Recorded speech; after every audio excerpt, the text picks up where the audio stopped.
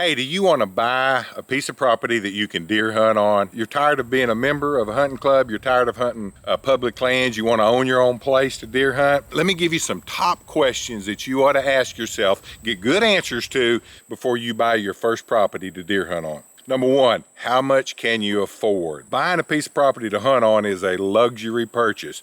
You need a lot of things in life to survive and have a good quality of life. You do not need this place to deer hunt on for that. Now, you may want it, but you don't need it. So how much can you afford? How can you buy a piece of property, place just to hunt on? How can you do that and make it fit within your lifestyle and your budget? Do some serious calculations on your lifestyle, your budget, your savings, your future goals, and ask yourself, can you afford this place before you get so emotionally involved in owning your first piece of property to deer hunt on that you jump into something that turns out to be more of a burden to you than a blessing. Hey, another question to ask yourself, how much should you pay? Well, that's really going to depend on how big it is, where it is it in a premium kind of location and part of your state like this track I'm on here is? It's in a real top-notch area as far as growing trophy whitetails. So it depends on the type of track and where it is. So how much you pay really has a lot of variables.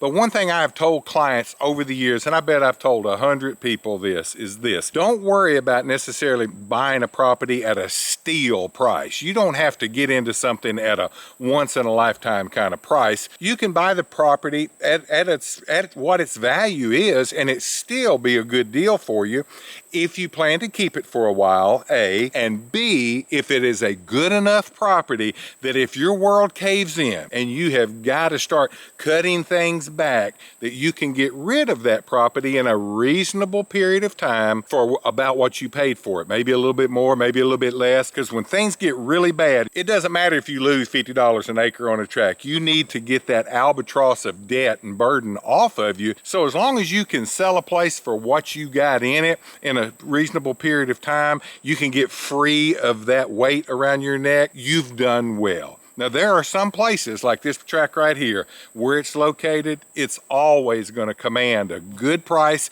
There's always going to be a lot of people interested in it because of where it is, the kind of deer that are here. So a place like this is going to move kind of quick. But you can also get some places where, yeah, it's a good property and yeah, it's reasonably priced, but people aren't as excited about that county or that parish or that part of the state as they are others, and it might take longer to sell it. So answer that question. If the world caved in and you had to get rid of the property you're looking to buy, could you do it reasonably quickly, and could you do it at the price that you're buying it at? Hey, another question to ask is, what are the neighbors like? Are they going to manage for whitetails the same way you do, or at least close, or is it going to always be an issue? Is it always going to be argument and confrontation because maybe you shoot younger bucks than they shoot, or they got one way of managing and you got a completely different way? So understanding a little bit about your neighbors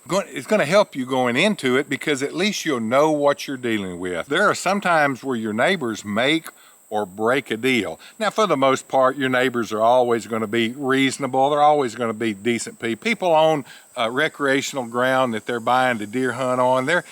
You and that guy are pretty like-minded in a lot of ways, so probably not going to be a big issue. But I would at least ask around, figure out, something about your neighbors to know what kind of folks they are and to know what kind of issues you may have. I'll give you just a little pro tip. One thing I always look at is, where are my neighbor's deer stand? And if you go along one of the borders and it is just covered up with deer stands that the neighbors have put right on the property line, some kind of indicator to me that you're dealing with somebody that might not see things the same way you and I do. Now, just because somebody puts a deer stand right on the property line, that doesn't make them bad people. But I always question that, because in my world, in my way of thinking, putting deer stands right on the property line, I'm talking about box stands that people rifle hunt. I'm not talking about a lock on that people bow hunt. But if you got a property line that's just lined up with box stands that your neighbor has, I would at least be a little bit curious about that. That's just me. It might not concern you at all, but hey, always find out about your neighbors as best you can. Hey, another question you need to make sure you ask yourself and get answered is the topography of the place. Is it going to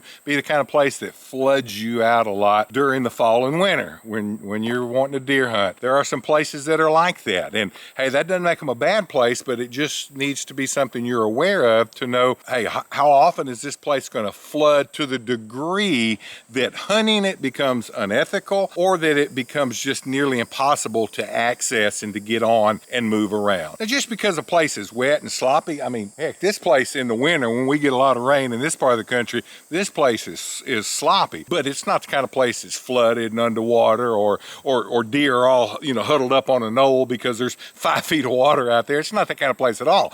But there are places like that. And just because you're looking at a place in June, July, and August, and it's bone dry and beautiful, you need to ask yourself, what's this place going to look like if we get 10-inch rain in November? You just need to ask and understand the topography and the terrain on places that you're going to deer hunt. What can you do on the track other than deer hunt? I mean, like this track right here, man, you can come out here and you can kill a ton of squirrels. This is the kind of track that's got all kind of trails cut through it that the kids can be out here in the spring and summer and riding four-wheelers and ATVs and having a big time. It's got enough roads and trails. Your wife can slip over here spring afternoon or morning and walk and enjoy it. And so there's other uses for it. You can't duck hunt on this particular track, but there are tracks that you can buy for deer hunting that's got a slough or it's some flooded area that you can kill some ducks on, have a few shoots on like that. Man, that's always great. So ask yourself, what else can you do on the property besides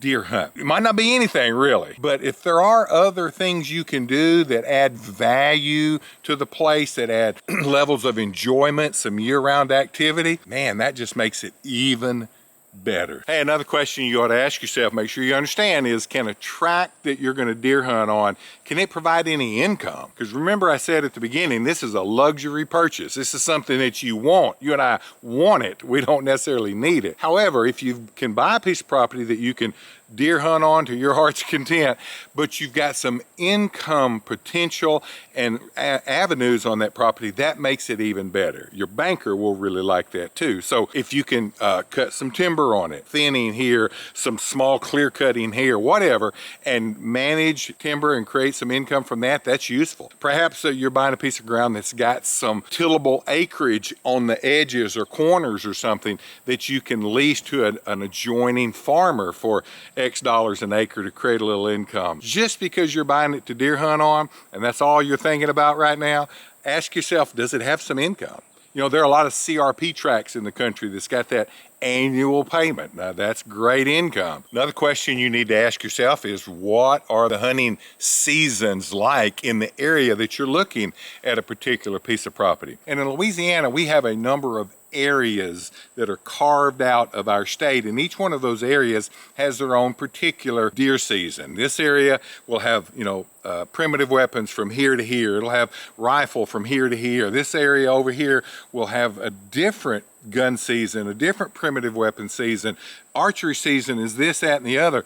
Different states, different counties have different seasons. Be sure you truly understand exactly what those seasons are, because it may make a difference that you buy a piece of property in this parish versus this parish just because you have a longer rifle season. If you're in a different state, your bow season may go to a certain point before rifle season starts. So however you hunt, whatever's important to you, make sure that where you're buying your property, where you're looking, typical seasons fit what your goals and objectives are. Hey, ask yourself this question, especially if you're buying a tract that's part of a large body of woods, a large block of acreage, and you're buying a smaller piece that joins it or that's inside it or something like that. Who else has access on or through your property? You need to understand that, because if you're buying 200-acre tract that's part of a 1,600-acre block somewhere, there may be people that have an existing servitude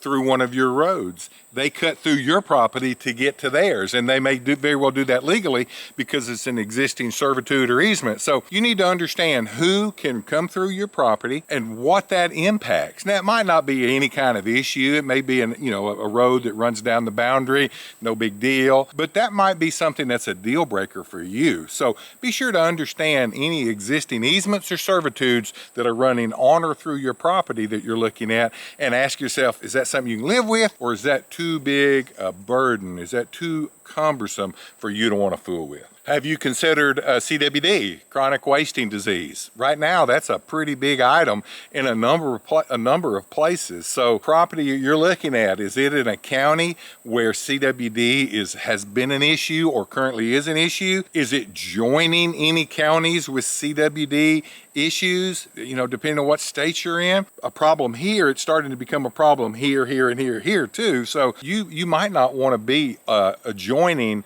a CWD county, because you never know, hey, next year that may start impacting your county, your property as well. So at least look into that. One question you might ask yourself too, and I've started asking this and having my clients, be aware of it: nuisance animals. Where you're looking to buy your property, are there hogs or bears? Are there nuisance animals that are going to really impact your deer hunting and enjoyment? I mean, where I'm standing right now on this particular track here in Northeast Louisiana, black bears are almost as numerous as the darn squirrels, and a black bear is just a 400-pound raccoon. They are a nuisance. They're a pain. Now, the first couple times you see one, if you're not used to them, you go, oh, look, that's real cool. Look, there's a bear. Well, the 40th time one of them wrecks your bow hunt, you're starting to realize, golly, what a nuisance, what a pain. Hogs are becoming the same way. They're so invasive, and they're becoming more so in different places depending on where you live. So, ask yourself, how big a problem are nuisance animals? How invasive are they becoming? Now, having them around is just part of being outside, outdoors, and hunting. And ask yourself, does that matter to you? And if it does, you might want to look somewhere else. Hey, ask yourself, do you want to be the kind of guy that does all the improvements on a track, or do you want to buy a place that's already kind of turnkey?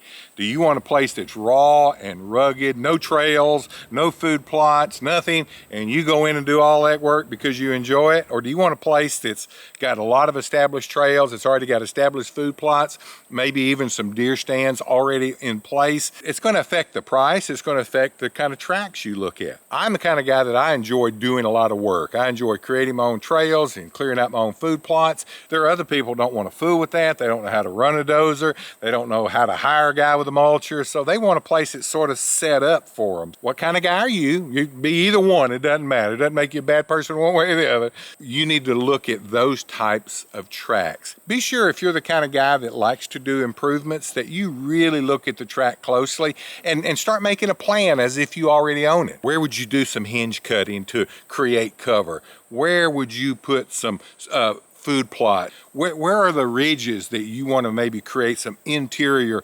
four-wheeler or side-by-side trails so that you can get around the property better? Start looking at a track as if you already own it before you buy it, and just make a plan and see if it fits what you A, like to do, and B, know that you can get done. Hey, another question you should ask yourself, I get my clients to answer this when I'm showing them property: are you the kind of guy that you just want to really hunt and kill trophy class whitetails, and you're going to manage hard, maybe pass up deer all year long, not even shoot one, just to be able to shoot a 5.5, 6.5-year-old buck, mature buck only? Or are you the kind of guy that you and your family, you just like to enjoy it? Maybe you'll shoot smaller bucks and you'll shoot a number of does. You just, depending on your management style, what you like to do, ask yourself that question, because you're going to be able to see and shoot some 5.5, 6.5-year-old bucks on this track. But I can take you to some places not far from here that are loaded with deer. Great places to hunt, beautiful, just cool places. You may never see a 150-inch deer there. You're just not going to do it. I mean, once in a lifetime, perhaps, maybe, but if that's what you want to hunt, you need to be on this track and not on that track, because it may happen over there. If you stick with it long enough, it will happen here. So how do you hunt? What kind of deer are you going to routinely shoot? Buy a property that's going to fit that realistically. Now, you're going to pay more for this down here because you can do that, but up there, you're going to see deer every time you go. You're going to have a lot of fun. Kids are going to be able to shoot their first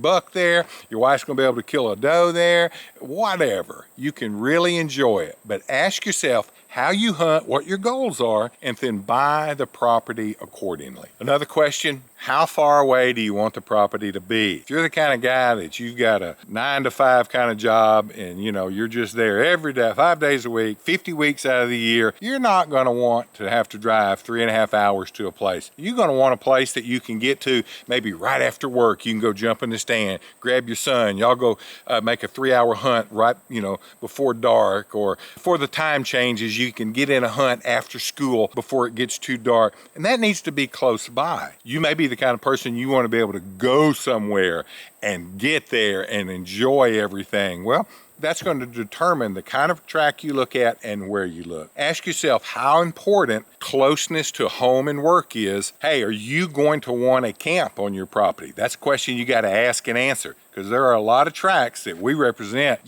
They're really just not suitable for a campsite. Having a campsite where you can go and all you and your buddies or you and your family hang out at night and grill and tell lies, have a beer, glass of wine, then you got to look for certain types of properties. But if that's not critical to you, maybe you're buying a place close to home and you don't need a place to stay at or on or near the property, then hey, look for places like that. But keep that in mind. Don't fall in love with a place so much that you're willing to just sacrifice your desire for a camp just to have that place. I promise you, you're going to enjoy the camp. You're going to enjoy the experience there. You're going to enjoy the lifestyle that the camp brings a whole lot more than you're going to enjoy sitting in a deer stand on a place that's 3 hours from your house, but you're having to stay in a motel to hunt it. Hey, here's a good question for you. You should ask, is there any adjoining land that you can lease? Now, you may buy this 80-acre tract. Can you lease some adjoining land to increase your footprint and also to create more buffer for you so that you can manage more acres the way you want to manage it, grow the deer you want to grow it, and also, like I say, just keep a buffer between you and the rest of the world. So always ask that. Now, you're not always going to find a perfect place where you can then lease adjoining land, but they're out there and it happens routinely, so at least investigate it if that's important to you. Ask yourself how important it is to join public land. There are a lot of people that love to buy a tract of land that joins a national refuge or a state wildlife management area, joins some public land because they think, oh wow, I can have my 40 acres here, but then I got 12,000 acres there in my backyard and I can enjoy that. And it adds wild habitat back up to my tract. That's all true. The downside of that is the people that are hunting that 12,000 acres over there, some of them are going to wander across the property line onto your 40. It's just a reality of the world we live in. It's going to happen. You're always going to be dealing with, to some degree, people from the outside crossing over onto your place. So before you buy something that joins public lands,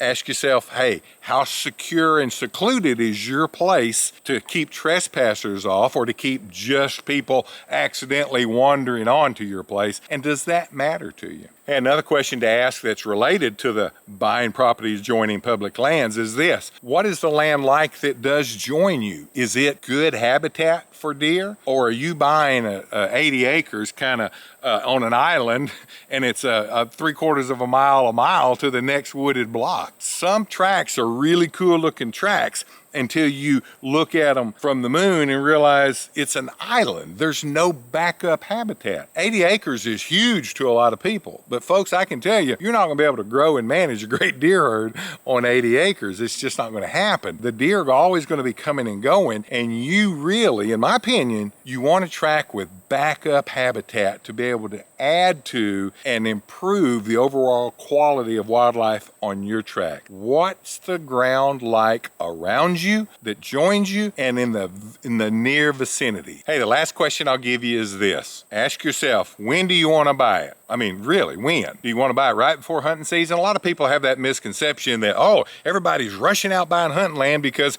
it's right before hunting season. No, that's so wrong. We sell property year round to people that are looking for a tract, and they're going to buy it when A, they're ready, and B, they find it. When you get ready and you got your money together, you've answered a lot of these questions that I've already talked about, you get to looking for a tract. And when you find it, you pull the trigger. It doesn't matter what time of the year it is. Thanks for watching our videos. There's another one right there about being a first-time land buyer. Some tips that'll help you make that process easier, less risky, and more enjoyable.